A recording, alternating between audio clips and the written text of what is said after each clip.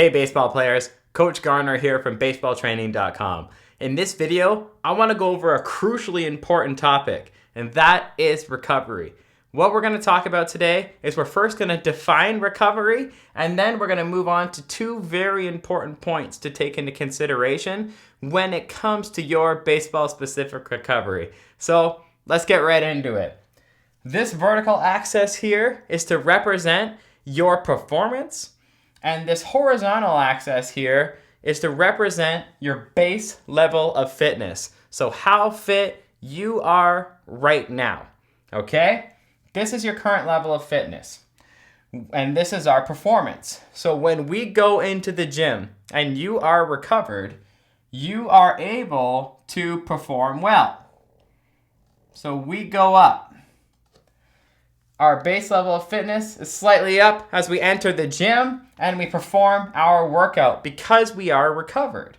Now, if that workout is hard enough in order to create a recovery demand, which it absolutely should, our performance is actually going to decrease after training to somewhere around here.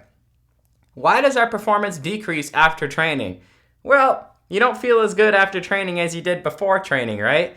Legs might be sore, upper body is sore. We have an endogenous depletion of the glycogen in our muscle cells, so we're depleting ourselves of energy. We have an endogenous depletion of our creatine within our cells. We're out of breath. We have delayed onset muscle soreness, making us sore with a few days after training. All of that stuff decreases your performance. Try playing a baseball game after leg day. Doesn't always work out the greatest, does it? Performance has a decrease.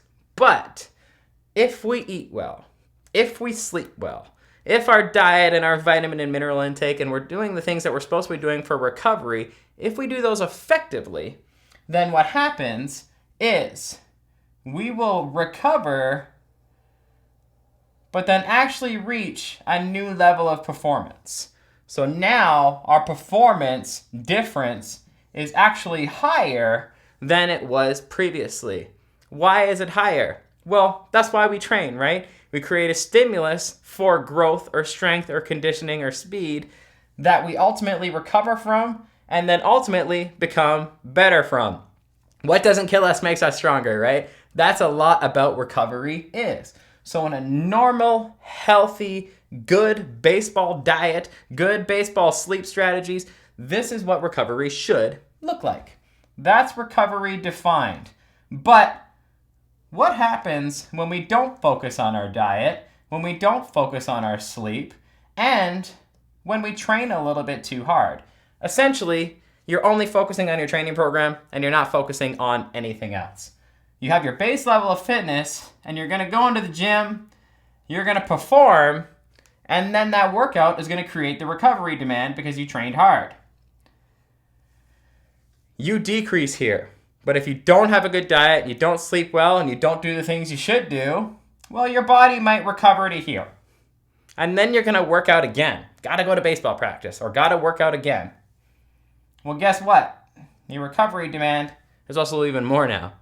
And then you still didn't care about your diet. You're still having Kraft dinner instead of a good, well-rounded baseball healthy meal.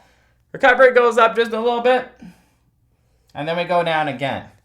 This is what overtraining is, okay? Incomplete recovery all the way to the point where recovery is not happening at all. You're depleting your body of its energy stores. You actually begin losing muscle at this point. You also begin losing important anabolic hormones such as IGF-1, testosterone, and growth hormone at this point. So overtraining syndrome is not something that we want to happen and makes recovery something extremely important to care about now. Because guess what? You just learned that you could only make progress based on what you can effectively recover from. That is a true statement. If you're not recovering, it doesn't matter how hard you're training or how talented you are or how excellent your training program was designed specific for baseball. If you're not recovering, you're never going to re-enter the super compensation phase, which is the phase where you're actually making results again. You're never going to enter that phase because you're not recovering. So everything else becomes obsolete at that point. You need to care about your recovery. So that's how we define baseball recovery. But what are two really important points to take into consideration here? Well, the thing I don't like about a lot of baseball coaches and a lot of strength and conditioning coaches is they generally just lump recovery into one giant category. Injury recovery is the same as recovery from a leg workout. It's the same as recovery during the off season. It's the same as recovery during playoffs. It's the same as recovery during a doubleheader. And it's not true. Recovery strategies vary as much as training and nutrition does. You need to choose the correct strategy in order to apply the correct recovery adaptation that your body needs at that given point in time. So, short versus long-term recovery is something that you first need to take into consideration. And this is something I could truly talk about all day, but I'm going to keep it really quick. When it comes to short-term recovery, the most important thing a baseball player could do is get carbohydrates back in the body during and after games. So if you are in a doubleheader, then you're going to be playing 2 games, and you need to get carbs during and immediately after that game so that you can recover from that game and enter the second game 100%, as opposed to entering the second game somewhere between 60 and 80%. There are really effective intra and post-workout strategies that, if you go on baseballtraining.com, I have talked about extensively. You need to do those, and that's short-term recovery. But long-term recovery is a bit of a different game. Long-term recovery, the most important macronutrient there is actually your protein. So when it comes to short, quick workouts or physical activity bouts or games, then carbohydrates have the highest level on the hierarchy of nutrition. But long-term recovery, that's when protein comes into play. Long-term recovery for protein's responsible for creating hormones. Protein's responsible for creating neurotransmitters in the brain.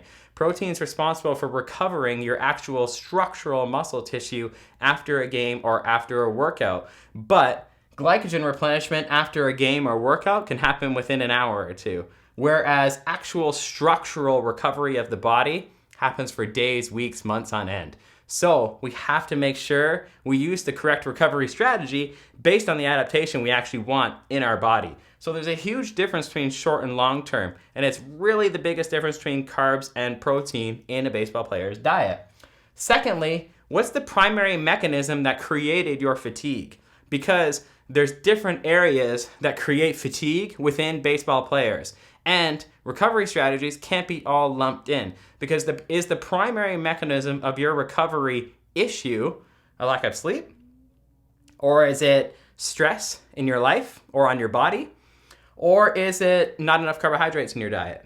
Or is it phosphocreatine depletion? Or is it a lack of electrolyte status? Or is it nervous system recovery? You see where I'm going with this? Recovery is not the same thing. You need to determine if you need short versus long-term recovery, and you have to determine the mechanism of your fatigue in order to choose the correct recovery strategy that's ultimately going to allow you to enter the supercompensation phase and become the best baseball player that you can possibly be. For more information on recovery, check out baseballtraining.com, and if you liked this video, give us a thumbs up and click subscribe. Thanks, guys.